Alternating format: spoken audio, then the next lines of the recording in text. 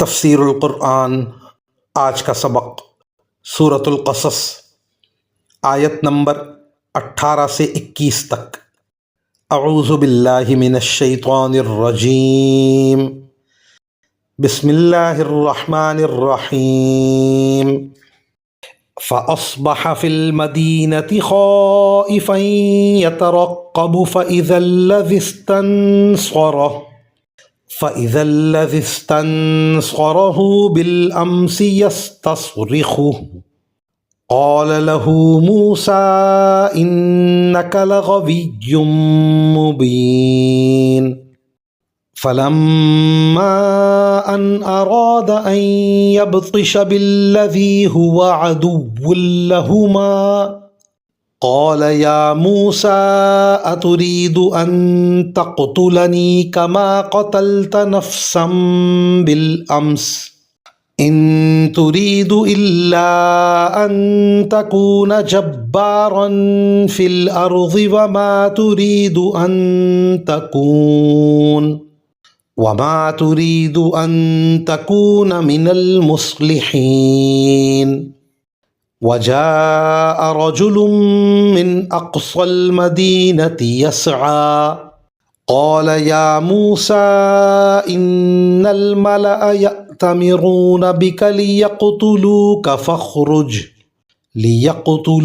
فاخرج إني لك من الناصحين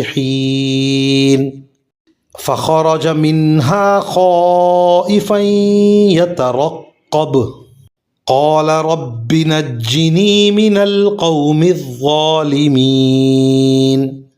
ترجمہ: پھر صبح کے وقت وہ شہر میں ڈرتے ڈرتے حالات کا جائزہ لے رہے تھے، اتنے میں دیکھا کہ جس شخص نے کل ان سے مدد مانگی تھی وہ پھر انہیں فریاد کے لیے پکار رہا ہے۔ موسیٰ نے اس سے کہا کہ معلوم ہوا کہ تم تو کھلم کھلا شریر آدمی ہو۔ پھر جب انہوں نے اس شخص کو پکڑنے کا ارادہ کیا جو ان دونوں کا دشمن تھا تو اس اسرائیلی نے کہا، موسیٰ کیا تم مجھے بھی اسی طرح قتل کرنا چاہتے ہو جیسے تم نے کل ایک آدمی کو قتل کر دیا تھا؟ تمہارا مقصد اس کے سوا کچھ نہیں کہ تم زمین میں اپنی زبردستی جماؤ اور تم مصلح بننا نہیں چاہتے۔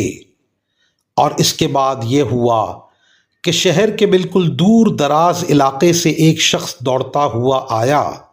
اس نے کہا کہ موسیٰ، سردار لوگ تمہارے بارے میں مشورے کر رہے ہیں کہ تمہیں قتل کر ڈالیں، اس لیے تم یہاں سے نکل جاؤ۔